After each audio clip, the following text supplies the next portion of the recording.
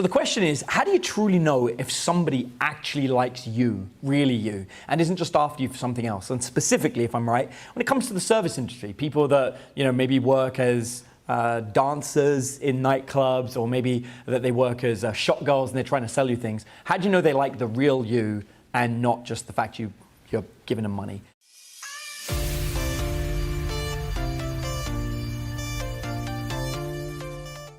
Do you want to give me an example of that? Have you got like a specific situation? Well, I know this girl has a boyfriend, but that doesn't mean we can't be friends. But there's like a restaurant I usually stop by after work, have a few drinks, have some food. And like, I'd like to get to know her, but I'm like, is she into me? Does she think I'm cool and legit? Which like, I already know the answer to that, but like. Because you are cool and legit. Yeah, but like, does she see that side, or is she just playing like being nice because I tip well? Awesome, I love that. You are cool and legit.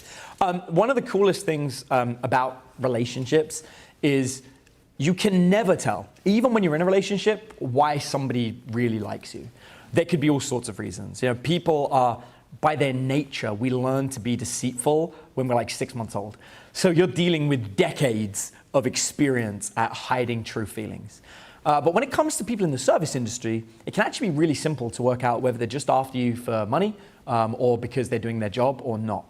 And that's whether they'll meet you outside of work. You'll find that service industry people, if they're at work, have to be nice to you. Outside of work, totally don't have to be.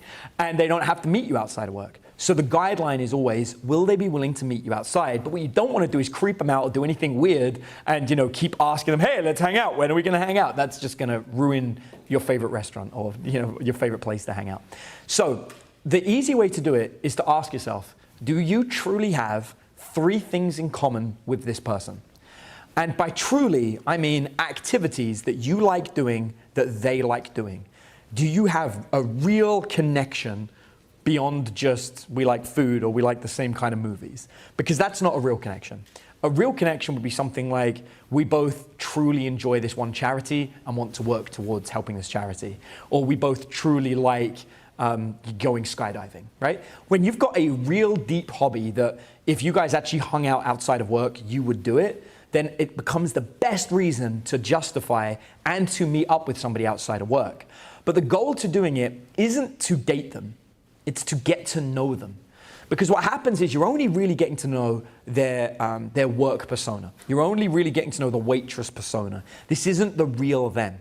And you won't meet the real them until you get outside of work. So it's kind of like a 2-step approach. The first is, while I'm talking to them at their place of work, can we find real things in common beyond just, yeah, the steak is nice and we both like that steak, right? Yeah. Can we meet the real person, have a real connection? If there is, can we meet up outside of work because of that real thing?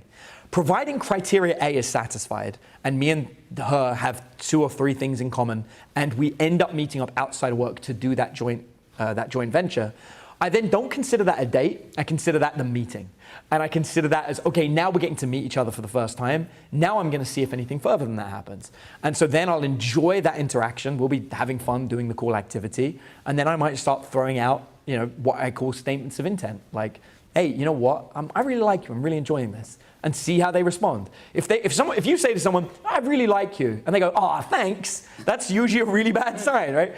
What we want to see is reciprocation. We want to see if I say I like them, that they say, thanks, I like you too. And then my progression from that will come much later, but at the end of the night, I might say, hey, I was going to go back to my place for some drinks. Would you be interested in coming? And so again, we're just putting it out there, like, is this something you want to do? And with people that work in the service industry, I'm always a lot more careful because I don't want to ruin my favorite restaurant. I want to invite them to come back to my place for drinks so that I can make it very clear that what we're coming back for, I'm not like, oh, let's watch that movie. It's like, drinks. Like I'm using what I would call your standard classic, hey, this is something I'd like to do. And seeing if they'll go for it. Or, hey, I'd like to do this again. Is this something you're interested in? And I would take that approach, so I wouldn't count that first date as a date. It would just be friends hanging out.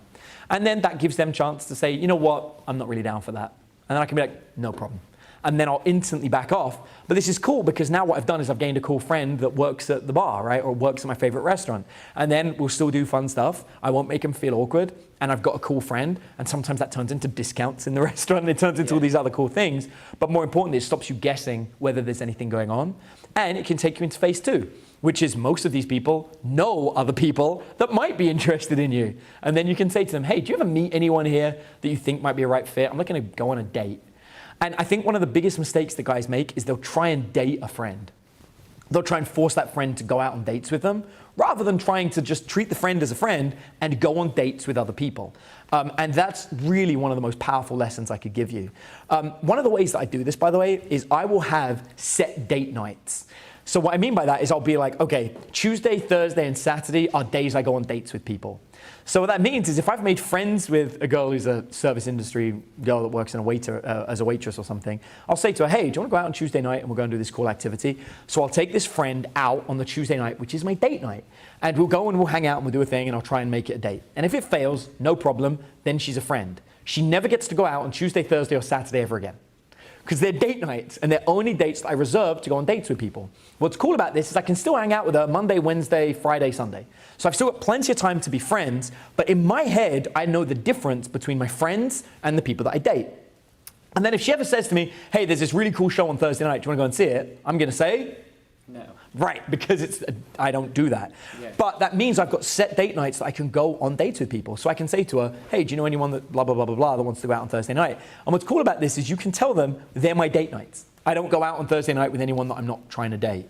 And that will often allow them to, if they change their mind and they do want to date you, they'll say to you, well, I want to go out with you on a date night. And you go, whoa, whoa, whoa. If you want to go out on a date night, it's a date. We've got to be clear about that. And they'll be like, yeah, sure, it's a date. All right, cool. And then they can come out. So once again, we're leaving it open. And what we're really doing here is we're creating boundaries. We're creating clear boundaries where we're not ruining our relationship with somebody as a friend, but giving it every opportunity to blossom into something that's dating. So the real question is, how can you tell whether someone in the service industry is interested in you? It's really simple. You got to get them to meet you outside, become a friend, and then you can push for the date and see what happens. Cool. Make sense? Yeah, that is really easy. Sweet.